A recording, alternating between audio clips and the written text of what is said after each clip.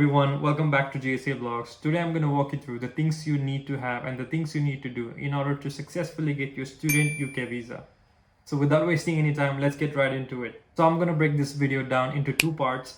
Part 1 is the documentation, the things that you need to have before applying to your UK visa. And in the part 2, I will be talking about the entire visa process. 5 things that you need to have before starting your visa process. First thing you need to have is your IELTS scorecard. Now, I can't stress this enough. IELTS exam is the first step towards your journey. So please take your IELTS exam before everything else. If you want to know how you can score well in your IELTS exam, check out the link in the description below. It's a video that I made earlier where I talk about how to score well in your IELTS exam. Second thing that you need is your unconditional offer from a university. Now, it doesn't matter how many universities that you applied to, you need to finalize your university as soon as possible because it's easier to calculate everything, your living expenses, your tuition fees, and then you can make a budget out of it. Third thing that you need is get your TB certificate. So do your TB test, book it. Sometimes it's a long wait. I had to wait a week to get the appointment. So make sure you check everything is not fully booked. Otherwise, you'll be in trouble. Next thing that you need is your proof of funds. How are you going to sponsor your studies? Are you going to pay by yourself? Do you have a loan or do you have a scholarship?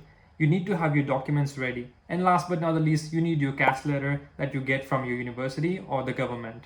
So these are the 5 things that you need before filling up your visa form, before starting any of your visa process. Now there's one more optional thing that if you have it, it's good.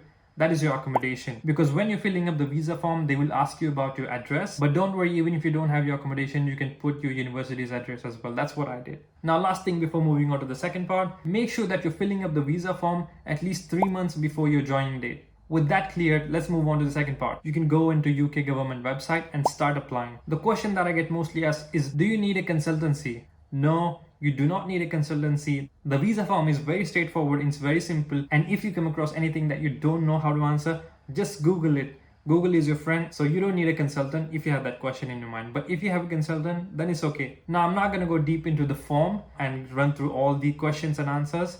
Once you have filled up your answers, it's time to pay for your visa fees and your health surcharge. After paying your visa fees and your health surcharge fees, make sure you save everything. Make sure you save them as your PDF and keep a separate folder. Don't mix everything up. Don't mix your offer letters with your visa receipts.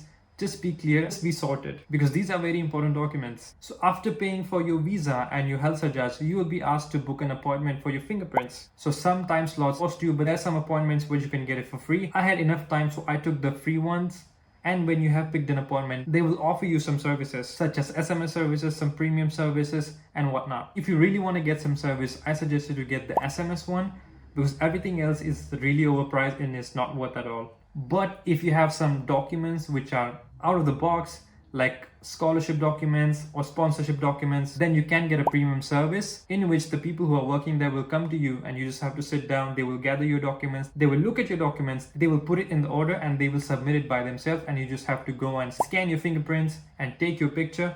The last thing that you need to do is submit your passport there and they will send your passport to UK. When they receive your passport, they will check all the documents and all your background, and if everything looks fine, your visa will be approved. And if there's any problem, you might face rejection. And now after a few days, you will receive your passport back and then you will get to know that if your visa is accepted or rejected. But in most of the cases, UK visa is hardly rejected unless you have something that is standing out in your documents or in your profile. It took me around 20 to 25 days to receive my visa. It won't be the same for you. It won't be the same for your friends. It just depends upon them.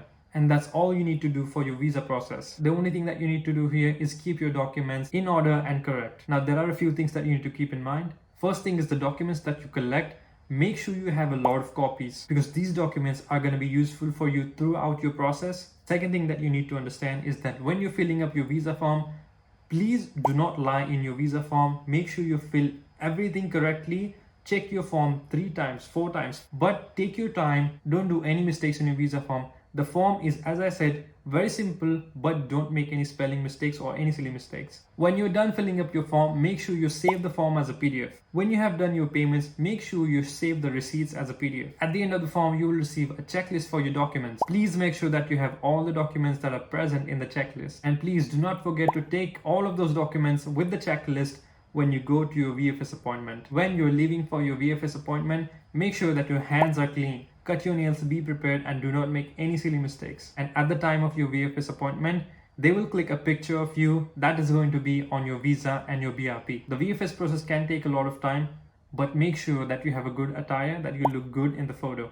And that's pretty much it. That's all you need to do in order to successfully get your UK student visa. If you have any questions, if you need a detailed video on any of the parts, any of the section that I just mentioned, please let me know in the comments below. I will be more than happy to make a video on that. Thank you so much for watching this video.